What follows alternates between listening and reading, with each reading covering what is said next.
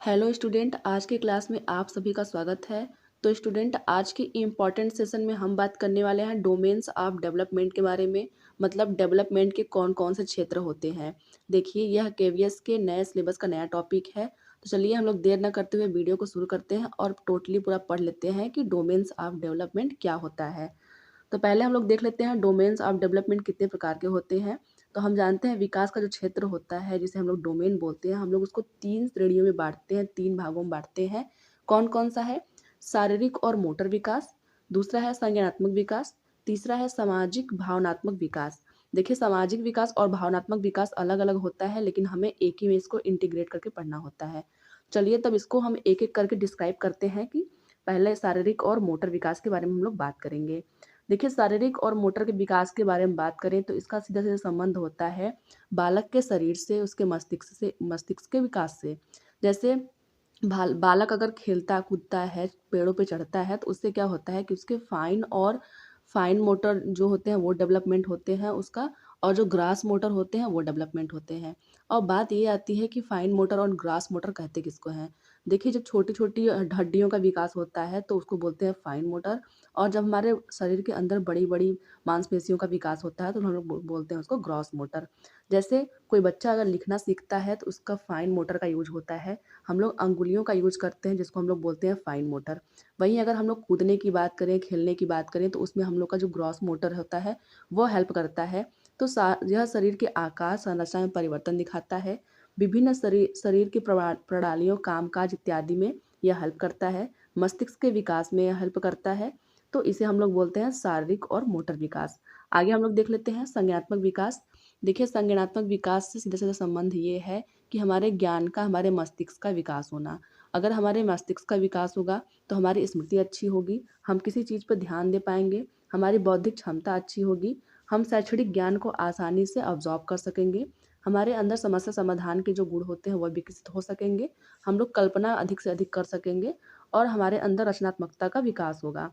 तो इसमें क्या होता है, यह सभी जितने भी तथ्य होते हैं वह संज्ञानात्मक विकास के अंतर्गत आते हैं। देखिए, भाषा विकास पूछता है एग्जाम में कि भाषा विकास किससे संबंधित है, तो हम लोग बोलेंगे भाषा विकास जो होता है वह संज्ञानात्मक विकास के अंतर्गत ही आता है। यहाँ पढ़ लेते हैं कॉग्निटिव डेवलपमेंट जो होता है, it refer to the development of cognitive and intellectual process. जो हमारी बौद्धिक जो क्षमता होती है उसको प्रदर्शित करता है, इंक्लूडिंग मेमोरी, यादाश्त को, attention, intelligence, academic knowledge, problem solving.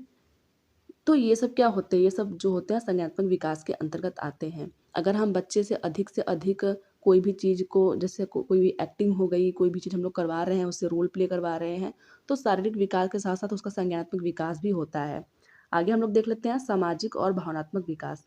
तो ये क्या होता है, जैसे हम लोग किसी अन्य के साथ संबंध स्थापित करते हैं। जैसे हम जानते हैं, जब हम लोग समाज में जब रहते हैं, जैसे बच्चे का जो सामाजिकरण होता है वो शैशवावस्था में ही शुरू हो जाता है। सबसे पहले बालक क्या करता है, अपने पेरेंट्स से ही इंटरेक्ट करना शुरू करता है, पेरेंट्स से ही वह अनुकरण करके सीखता है। तो उससे उसका क्या होता है, सामाजिक डेवलपमेंट होता है।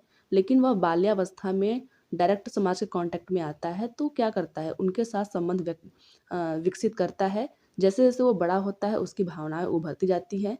उसमें क्या होता है, भावनात्मक संचार होने शुरू होते हैं। वो आत्म-नियंत्रण करने लगता है और स्वयं को दूसरों के परिप्रेक्ष्य में अपने कौशल को, मित्रता को, नैतिक तर्क को जो है उदय करता है उसका।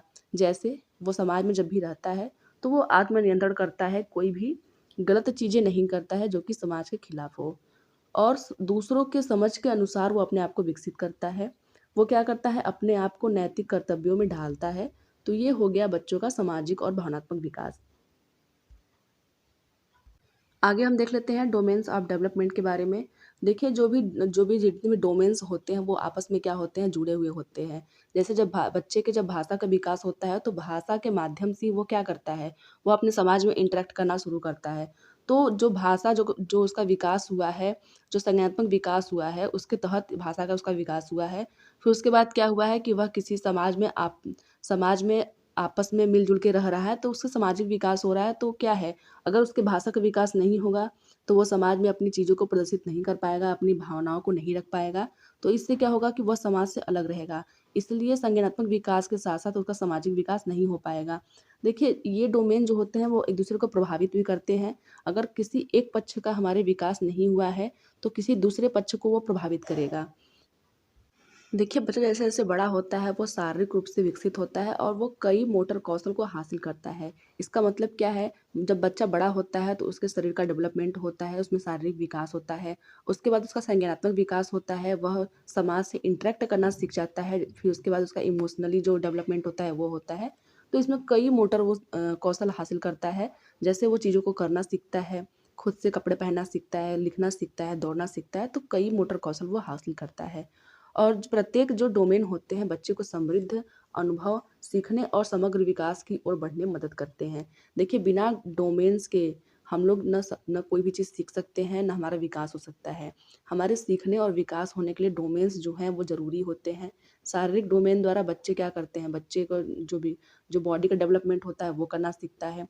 बच्चा दौड़ना, कूदना, ये सारी प्रोसेस जो होती है वो शारीरिक डेवलपमेंट होने के बाद ही बच्चा करता है। वहीं अगर कॉग्निटिव डेवलपमेंट की बात करें तो बच्चों को भाषा सीखना, किसी का अनुकरण करना, कोई भी चीज़ याद करना, तो स्मृति में लाना, ये सब सारी चीज़ें अगर हमारा संज्ञानात्मक विकास अगर नहीं हुआ रहेगा, कॉग्निटिव डेवलपमेंट नहीं हुआ रहेगा, तो बच्चा नहीं कर पाएगा। वहीं अगर हम लोग बात करें सामाजिक और जो जो सामाजिक आपका डेवलपमेंट है, अगर आप सोशल रूप से डेवलपमेंट नहीं है, तो आप क्या करेंगे, समाज में अपना एक स्थान नहीं बना पाएँगे। तो इससे क्या होगा, बच्चे का पूरा जीवन जो है वो प्रभावित रहता है। तो प्रत्येक डोमेन बच्चे को समृद्ध अनुभव साली और सीखने में मदद करता है। तो ये तो थे आपके डोमेन्स के बारे में। हमने 3 डोमेन के बारे में पढ़ा हुआ है, जिसको हम लोग बोलते हैं शारीरिक और मोटर विकास, संज्ञानात्मक विकास, सामाजिक और भावनात्मक विकास। तो ये तो था आज का वीडियो। वीडियो आपको कैसा लगा ज़रूर बताइएगा। मिलते हैं किसी नेक्स्ट वीडियो में, तब तक के लिए धन्यवाद।